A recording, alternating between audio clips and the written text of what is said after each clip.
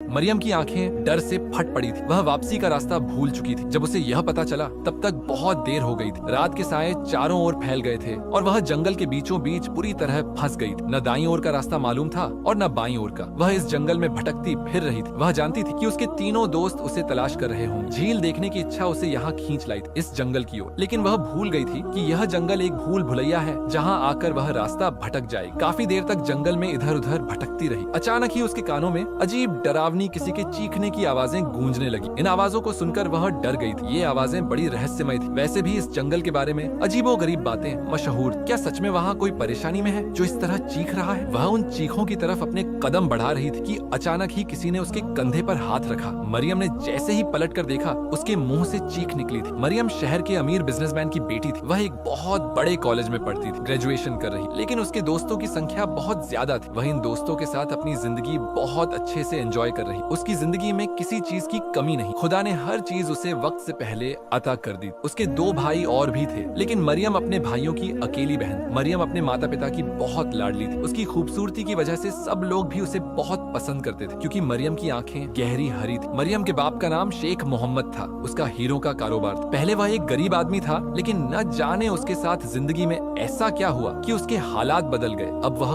करोड़ों में खेल रहा था। उसकी हीरो की दुकान। वह अपनी बेटी से बहुत मोहब्बत करता था। शेख मोहम्मद अपनी बेटी के लिए अपनी जान तक कुर्बान करने के लिए तैयार हो जाता। वह अपने सारे रिश्तेदारों से कहता कि जब से मरियम मेरी जिंदगी में आई है तब से मेरे हालात बदले हैं, वरना पहले तो मैं गरीब आदमी था, लेकिन अचानक मेरी किस्मत बदल गई जब मरियम मेरी जिंदगी में आई। वह अपनी बेटी मरियम से जान की हद तक मोहब्बत करता था। यही वजह थी कि माता पिता के लाड़ प्यार ने काफी हद तक मरियम को बिगाड़ दिया था। अभी मरियम 18 साल की हो चुकी थी। 18 साल की होने की खुशी में उसके माता पिता और भाइयों ने अपने घर में एक बहुत बड़ी बर्थडे पार्टी रखी थी। पार्टी बड़ी ही शानदार थी, जिसमें शहर के अमीर लोग आए थे। लेकिन अचानक ही सब लोग बुरी तरह चीखने लगे। उनके चीखने की वजह था वह एक मोटा काला लंबा नाग जो बहुत ही डरावना था। दीवार पर दिखाई देने वाला वह नाग जिसकी दहशत से सारे मेहमान चीखने लगे। लेकिन मरियम ने जैसे ही उस काले नाग को देखा तो हैरान रह गई। अंधेरे में चमकने वाली उसकी हरी आंखें बहुत ही खूबसूरत थीं और वह दीवार पर चिपका बैठा था। लेकिन जैसे ही शेख मोहम्मद की नजर उस काले नाग पर पड़ी, उस पर शदीद दहशत तारी हुई और वह वहीं पर गिरकर बेहोश हो गया। सब हैरान थे कि आखिर उसे क्या हुआ है, क्योंकि उस काले मोटे नाग ने किसी को डसा भी नहीं था, बल्कि वह चुपचाप दीवार के दूसरी तरफ होता हुआ यहाँ से गायब हो गया। मेहमानों में खलबली मच गई। खुद मरियम भी अपने बाप की हालत देखकर परेशान हो गई थी। लेकिन फिर काफी महीने गुजरे, सब लोग इस बात को भूल गए। फिर मरियम ने अपनी कॉलेज की पढ़ाई शुरू कर दी थी। लेकिन एक दिन उसकी सहेलियां कहने लगी कि क्यों ना हम घूमने फिरने का प्रोग्राम बनाते हैं। वे उस जंगल में जाने वाले थे जिसके बारे में कई कहानियां मशहूर थी। वहाँ पर पुराने खंडहर भी थे जिन्हें देखने के लिए मरियम और उसके दोस्त जाना चाहते। मरियम ने अपने माता पिता से इजाजत ले ली थी, साथ ही अपने बाप की गाड़ी भी ली, क्योंकि उसके घर में गाड़ियों की संख्या बहुत ज्यादा थी। मरियम खुद भी बहुत अच्छी ड्राइविंग करती। फिर उन्होंने अपने सफर का आगाज किया। उसकी सहेलियां जीनत और आलिया भी उसके साथ थीं, जबकि एक लड़का जिसका नाम आमिर था वह भी मरियम का दोस्त था। वह उसी के कॉलेज में पढ़ता था। मरियम बड़ी ही जोशीली नजर आ रही थी कि वह एक ऐसी जगह पर जाने वाली है जिसके बारे में कई बातें मशहूर हैं। वे उन पुराने खंडहरों को देखने वाले थे जो बादशाहों और अमीरों के द्वार के हैं, जो अब मुकम्मल तबाह व बर्बाद हो गए थे। लेकिन जैसे ही वे इस जगह पर आए तो उन पर खौफ तारी हो गया, क्योंकि यह जगह बहुत डरावनी और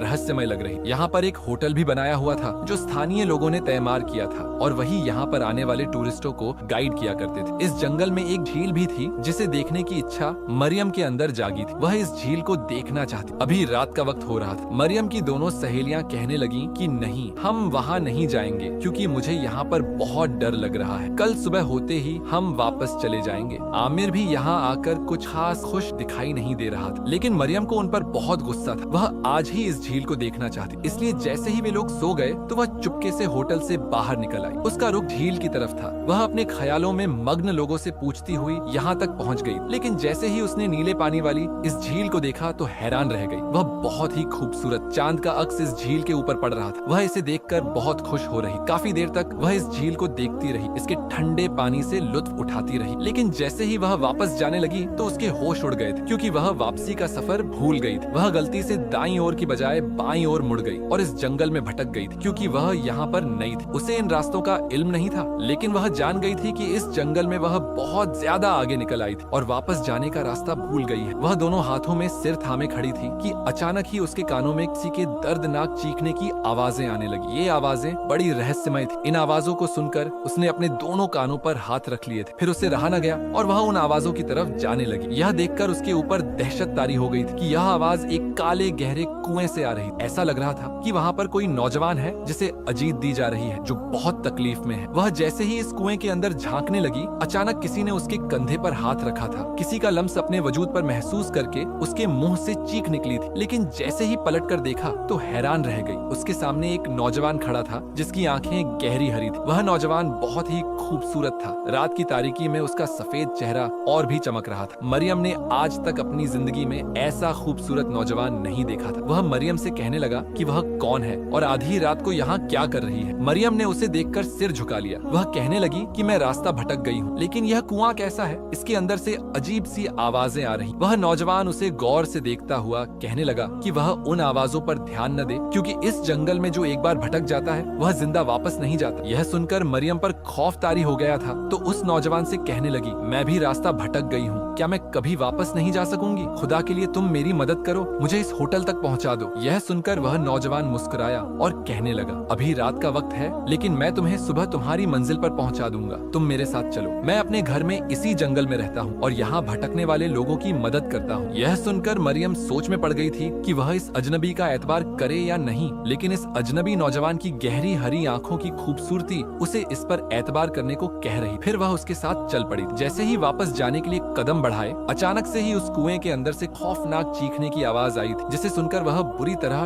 डर गई थी। वह अजनबी नौजवान मरियम से कहने लगा, इन आवाजों पर ध्यान मत दो, ये आवाजें यहाँ दहशत की निशानी है, इसलिए खामोशी से यहाँ से दूर हो जाओ। मरियम ने अपने दोनों कानों पर हाथ रख दिए थे। वह उन आवाजों से पीछा छुड़ाना चाहती। फिर वह इस अजनबी के साथ उसके घर चली आई, लेकिन वह ये देखकर डर गई थी कि अजनबी नौजवान के घर में कोई और नहीं। यह एक पुराना गेस्ट हाउस था, जहाँ का एक कमरा बिल्कुल खाली था, जबकि सारे कमरे बंद पड़े थे। एक कमरे में ही रोशनी जल रही थी, जो गालिबन इस अजनबी नौजवान की मिल्कियत। मरियम को यहाँ आकर बहुत खौफ महसूस हो रहा था, लेकिन उसे यह रात गुजारनी थी। जैसे ही सुबह होगी वह यहाँ से चली जाएगी। यही सोचकर वह खामोशी से एक जगह पर बैठ गई थी। मरियम को गहरी सोचें परेशान कर रही। वह अपने दोस्तों के बारे में सोच रही थी कि न जाने वह वापस जा सकेगी या नहीं। मरियम अभी कमरे में चुपचाप बैठी ही थी कि बाहर तेज हवा के झोंके खिड़कियों से टकरा रहे थे और दरवाजा धीरे धीरे चरचरा रहा था। कमरे में रखी पुरानी दीवार, घड़ी की टिक टिक की आवाज फिजा को मजीद रहस्यमय बना रही। वह अजनबी नौजवान न जाने कहाँ चला गया था और वह इस अकेले खौफनाक गेस्ट हाउस में बैठकर खुद को तसल्लियां दे रही थी और रात गुजरने का इंतजार कर रही। थोड़ी ही देर बाद वह वापस आकर उसके सामने बैठ गया। गहरी हरी आंखों से वह खामोशी से मरियम को देखे जा रहा था। वह नौजवान जो अब तक खामोश बैठा था उठा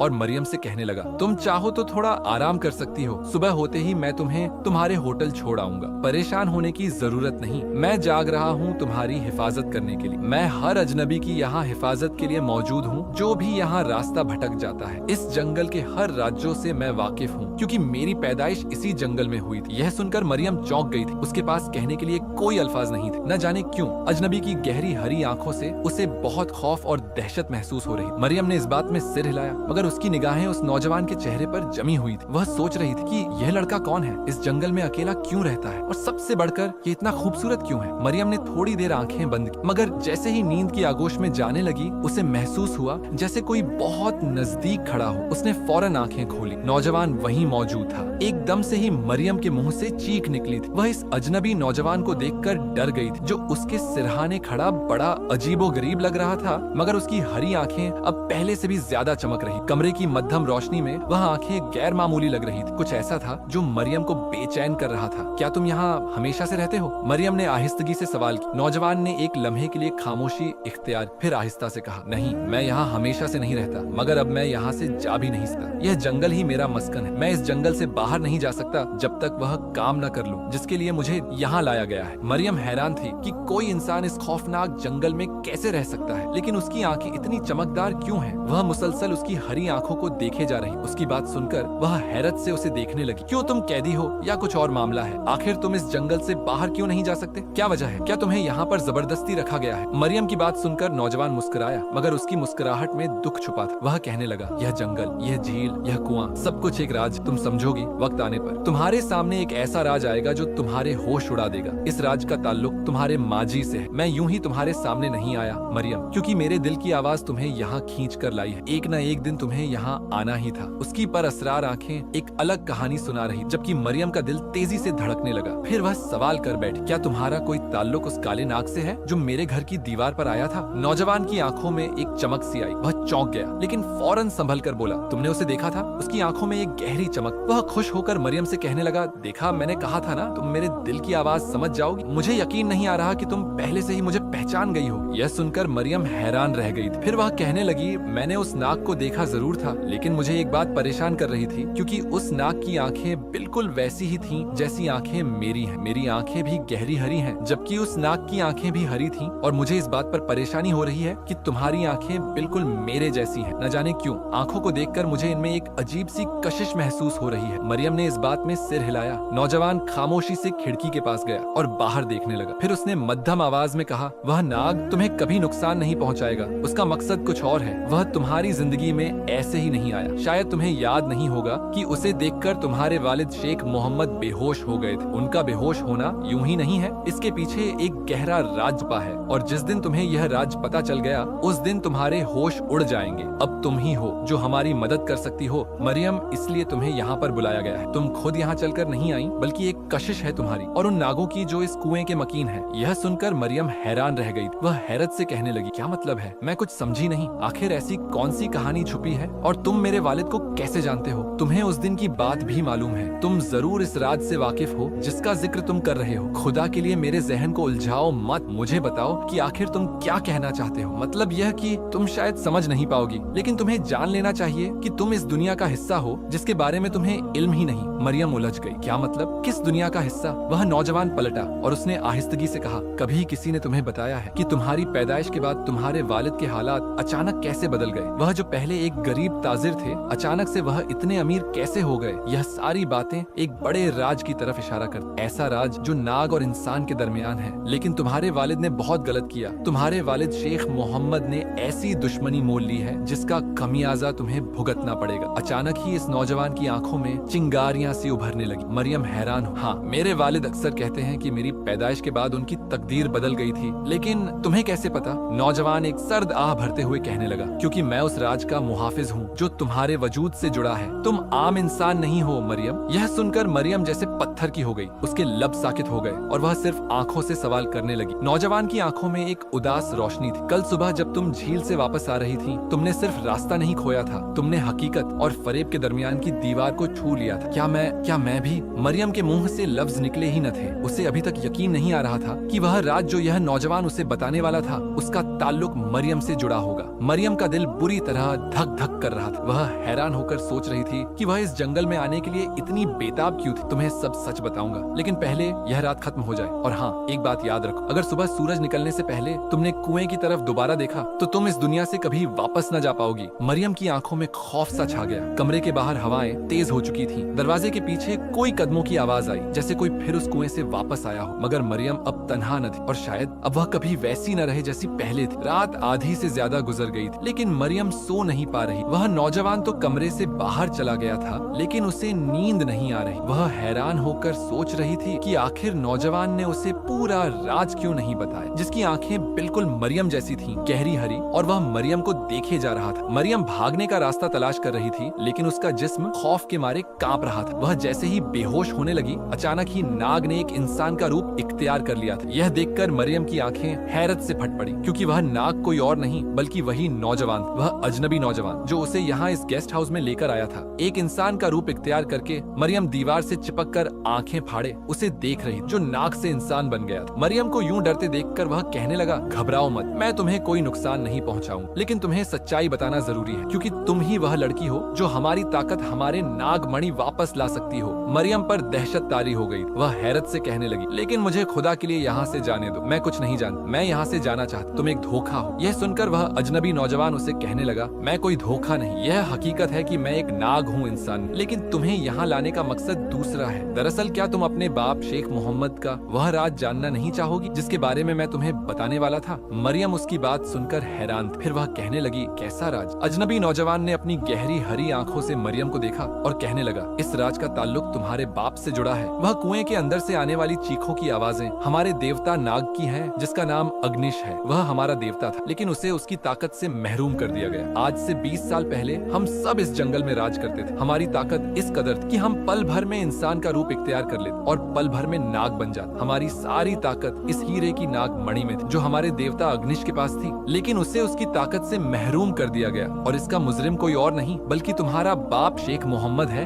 यह सुनकर मरियम की आंखें खौफ से फट पड़ी थी। वह हैरत से कहने लगी, लेकिन मेरे बाबा का ताल्लुक इस बात से क्या है? तभी वह अजनबी नौजवान उसकी आंखों में देखते हुए कहने लगा, यह बहुत सालों पहले की बात है। तुम्हारा बाप एक गरीब व्यापारी था, लेकिन एक दिन शहर जाते हुए रास्ते में उसे प्यास लगी तो वह एक झील के पास आया। झील के किनारे एक पत्थर पड़ा था। वह पानी पीकर उस पत्थर पर बैठ गया था, लेकिन नहीं जानता था कि पत्थर के नीचे एक गहरा राज छुपा है। वहाँ पर एक हरे रंग का नाग निकल कर आया। नाग के सिर पर एक खूबसूरत नागमणि चमक रही। वह नाग भी शायद धूप सेंकने के लिए वहाँ पर आया था, लेकिन नहीं जानता था कि वह एक लालची इंसान की आंखों का शिकार हो चुका है। शेख मोहम्मद की आंखों में लालच की चमक। उसने दिल में सोचा कि अगर उसने वह नागमणि हासिल कर ली तो उसके हालात पलक झपकते में बदल जाएं। उसके अंदर अमीर बनने की इच्छा और ज्यादा दौलत की इच्छा जन्म लेने लगी। तभी उसने पास पड़ा हुआ एक मोटा पत्थर उठाया और उस नाग के सिर पर दे मारा। नाग जख्मी होकर तड़पने लगा। वहीं पर उस लालची व्यापारी शेख मोहम्मद ने उसके सिर से नागमणि हासिल की और वहाँ से भाग गया। उसके बाद वह नाग तो जिंदा बच गया, लेकिन नागमणि खो जाने के बाद हमेशा के लिए अपनी शक्ति से महरूम हो गया था। लेकिन शेख मोहम्मद की तस्वीर उसकी आंखों में बस गई। जो भी था वह अपनी नागमणि वापस हासिल करना चाहता था, क्योंकि वह नागों के कबीले का देवता था। फिर उसने एक इच्छा जाहिर की थी, वह किसी तरह भी अपनी नागमणि हासिल करना चाहता था। इसलिए इस बात का ताल्लुक तुम्हारी जात से है। तुम खुद यहाँ नहीं आई, बल्कि तुम्हें बुलाया गया है ताकि तुम्हारे बाप से वह कीमती नागमणि हासिल की जा सके। मरियम हैरान होकर यह अजीब और गरीब कहानी सुन रही थी। फिर वह उससे कहने लगी, क्या तुम ही वह अग्निश देवता हो जिसके साथ मेरे बाप ने यह सब किया था? यह सुनकर वह नौजवान कहने लगा, नहीं, मैं भी एक नाग हूँ, लेकिन मेरा नाम जाद है। वह हमारा देवता है जो इस कुएं में रहता है और इस जंगल से गुजरने वाले हर इंसान के कानों में उसके चिल्लाने की आवाजें आती है, क्योंकि वह आज तक अपनी तकलीफ नहीं भूला है। वह तुम्हें भी इस कुएं में पुकार रहा था, क्योंकि कई इंसान वहाँ पर मौत के मुंह में जा चुके हैं, लेकिन मैं तुम्हें मरने देना नहीं चाहता था। तुम्हारी गहरी हरी आंखें बहुत खूबसूरत, तुम्हें देखते ही मुझे उनसे इश्क हो गया था, इसलिए मैंने तुम्हें मौत के मुंह से बचाया, सिर्फ इस शर्त पर कि तुम हमारे अग्निश देवता की जान बचाओगी, उसे उस तकलीफ से निजात दिलाओगी जो पिछले 20 सालों से वह भुगत रहा है। हम सिर्फ तुम्हारे जवान होने का इंतजार कर रहे थे। जब तुम्हारी उम्र 18 साल हुई, उस दिन से ही मैंने तुम्हें यहाँ बुलाना शुरू कर दिया था और आज तुम यहाँ पर हो। अब तुम जाओ यहाँ से सुरक्षा के साथ। कल सुबह तक मैं तुम्हें वहीं पर पहुँचा दूंगा जहाँ पर तुम्हारे दोस्त तुम्हारा इंतजार कर रहे हैं, लेकिन तुम्हें मुझसे वादा करना होगा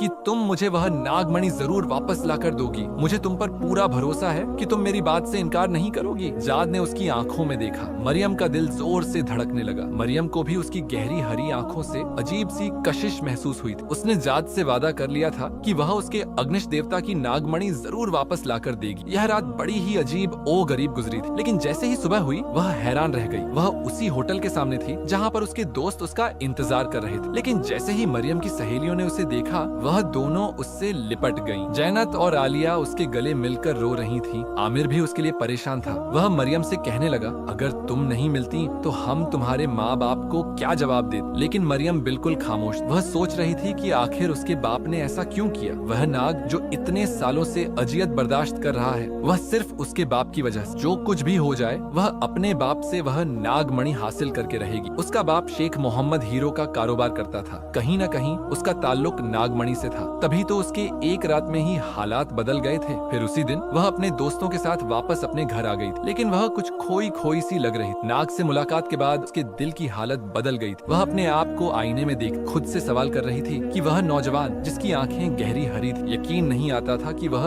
एक अच्छा बुरा नाग होगा। उस कुएं से आने वाली खौफनाक चीखों का राज उसे मालूम हो गया था। वह आवाज किसी और की नहीं बल्कि उसी नाग देवता अग्निश की थी। अगले दिन वह अपनी माँ से नजर चुराकर अपने बाप के कमरे में आकर अलमारी में उस नागमणि को तलाश करने लगी, लेकिन लाख कोशिश के बावजूद भी वह उसे न मिल सकी थी। मरियम बहुत ज्यादा मायूस हो गई थी। फिर उस शाम को अपने बाप के सामने खड़ी थी। मुझे वह नागमणि चाहिए बाबा, जो आपने 20 साल पहले उस नाग देवता को मारकर हासिल की थी। अपनी बेटी मरियम के मुंह से यह बात सुनकर शेख मोहम्मद हैरान रह गया था, क्योंकि यह राज किसी को भी मालूम नहीं था। तो फिर मरियम कैसे जानती? यह तुम क्या कह रही हो बेटी? मेरे पास ऐसा कुछ नहीं है। जरूर तुम्हें कोई गलत फहमी हुई है। यह सुनकर मरियम कहने लगी, मुझे सच्चाई का इल्म हो गया है और यह हकीकत सिर्फ मैं जानती हूँ कि वह नागमणि जिसकी वजह से आप एक अमीर व्यापारी बन गए हैं, उसका कारोबार करके आपने अपनी किस्मत को बदल लिया। लेकिन उस नाग देवता का क्या, जो आज तक उस अजियत को बर्दाश्त कर रहा है? वह तकलीफ जो उसे आपने दी थी, वह अपनी शक्ति को बैठा है। बाबा, आप उस नागमणि को मुझे लाकर दें, मैं वापस उसे उस कुएं में पहुंचा दूंगी जहां पर वह नाग देवता रहता है। यह सुनकर शेख मोहम्मद पूरी तरह खौफजदा हो गया था। वह जान गया था कि उसकी बेटी मरियम को उसकी सारी सच्चाई का इल्म हो गया है। अब उससे बात छुपाने का कोई फायदा नहीं था। वह सिर झुकाकर कहने लगा, मरियम बेटी, मेरी बात मानो, यह गलती हरगिज न करो। अगर मैंने यह नागमणि उस नाग देवता को वापस दे दी तो वह हम सबको जान से मार देगा, खासकर मुझे। क्या तुम चाहती हो कि तुम्हारा बाप अपनी मौत मर जाए? वह मुझे नहीं छोड़ेगा, क्योंकि 20 साल पहले मैंने उसे नुकसान पहुंचाया था। अपने बाप की बात सुनकर मरियम परेशान हो गई। उसके जहन में यह सवाल नहीं आया था कि अगर वह नाग देवता जिसकी शक्ति वापस आ गई तो वह यकीनन उसके बाप को कत्ल कर देगा, उससे बदला लेने की खातिर। अब वह खामोश, उसके बाप की आंखों में आंसू थे। वह मरियम से कहने लगा कि 20 साल पहले उससे बहुत बड़ी गलती हुई। वह दौलत के लालच में अंधा हो गया था और आज हीरो का कारोबार कर रहा है। शायद उसकी किस्मत बदल गई थी, लेकिन हर पल, हर लम्हे उसे यही डर रहता है। वह डर है मौत। ऐसा लगता है कि मौत उस नाग देवता की शक्ल में उसका पीछा कर रही है, क्योंकि वह उसे तड़पता हुआ छोड़कर वहाँ से भाग आया था। अब मरियम भी परेशान होकर खामोश हो गई थी और वह खामोशी से उस कमरे से बाहर आ गई। उसने दिल में फैसला किया था कि उसके बाप की जान को खतरा है तो वह हरगिज उस नागमणि को उस नाग देवता के हवाले नहीं करेगी। यही सोचकर वह अपने आप को मुतमिन कर बैठी। लेकिन अभी उस बात को 3 दिन गुजरे थे। एक रात वह सो रही, हर तरफ काला अंधेरा छाया हुआ, कमरे में मुकम्मल खामोशी थी। मरियम भी गहरी नींद सो रही थी। उस जंगल में क्या हुआ था, वह उस बात को नजरअंदाज करके अपने बाप की जिंदगी की खातिर खामोशी अख्तियार करके उस नागमणि को वापस न देने का फैसला कर। लेकिन मरियम नहीं जानती थी कि उसके साथ क्या होने वाला है। तभी रात की खामोशी में अचानक ही उसे अजीब सी सरसराहट सी महसूस हुई थी और यह सरसराहट उसे अपने बिस्तर में महसूस हो रही थी। यह आवाज महसूस करके वह चौंक कर उठ बैठी और इधर उधर देखने लगी। उसे ऐसे लग रहा था जैसे उसके पास कोई मौजूद है। किसी की हरकत का एहसास करके वह हैरान थी कि आखिर यहाँ पर कौन है। लेकिन जैसे ही उसकी नजर अंधेरे में चमकती हुई 2 हरी आंखों पर पड़ी तो उसके मुंह से चीख निकली थी। वह एकदम से लाइट रोशन करने वाली थी, लेकिन न जाने कौन सी शक्ति थी कि उसके जिस्म ने हरकत करने से इनकार कर दिया था। वह डर से कांपती हुई उस नाग को देख रही थी जो उसके बिस्तर पर बैठा उसे अपनी खौफनाक आंखों से देख रहा था। वह उसे पहचान गई थी। वह कोई और नहीं बल्कि वह जात था। वह मरियम को गुस्से से देख रहा था, वह भी एक नाग की शक्ल में। अचानक ही उसने रूप बदला। अब वह एक मुकम्मल नौजवान बन गया था, वह भी इंसान की शक्ल में। मैं तुम्हारा इंतजार कर रहा था मरियम, कब तुम नागमणि को लेकर मेरे पास आओगी, लेकिन तुमने मुझे मायूस किया। मरियम घबरा कर कहने लगी, लेकिन मेरे बाबा की जान को खतरा है, वह उसे जान से मार देगा, तुम्हारा वह नाग देवता। यह सुनकर जाद मुस्कुराया और कहने लगा, हरगिज नहीं, वह तुम्हें और तुम्हारे खानदान को कुछ नहीं करेगा, क्योंकि मैं उससे यह वादा ले चुका हूँ। बस तुम किसी तरह वह नागमणि मेरे हवाले कर दो। वह मरियम की मिन्नतें कर रहा था, उससे वादा कर चुका था। न जाने क्यों वह मरियम उसकी हरी आंखों से बहुत मोहब्बत महसूस हुई। वह उसकी बातों पर यकीन करने को तैयार। फिर मरियम ने इस बात का वादा लिया कि वह उसके बाबा को कोई नुकसान नहीं पहुंचाएगा। इस बात पर वह नागमणि उसे देने पर राजी हो गई। फिर उसी रात को वह उस तहखाने में पहुंच गई थी जहां पर उसके बाबा ने एक खुफिया जगह पर वह नागमणि दफन कर रखी थी। शेख मोहम्मद ने उसे कहा था कि अगर वह मर गया तो उस तहखाने में मौजूद उस नागमणि को नाग देवता के हवाले कर देना। वह नागमणि लेकर अपने कमरे में आकर जात का इंतजार कर रही। थोड़ी ही देर बाद कमरे में सरसराहट सी हुई। वह नाग की शक्ल में उसके सामने मौजूद। मरियम उससे कहने लगी, अपना वादा याद रखना, मेरे बाबा को कभी कोई नुकसान न पहुंचने देना। जाद ने उससे वादा कर लिया था। फिर वह मरियम को मुस्कुराती हुई हरी आंखों से देखता वहाँ से गायब हो गया। लेकिन कोई नहीं जानता था कि रात के अंधेरे में एक अच्छा बुरा नाग मरियम के कमरे में आया था, वह भी उस नागमणि की खातिर जो उसके नाग देवता की 20 साल पहले का राज जिसका मरियम को पता चल गया था। लेकिन कहते हैं कि उस दिन के बाद जंगल से कोई खौफनाक आवाजें नहीं आती और वहाँ से गुजरने वाले मुसाफिर बड़े आराम से अपनी मंजिल पर पहुँच जाते हैं और कोई भी रास्ता नहीं भटकता।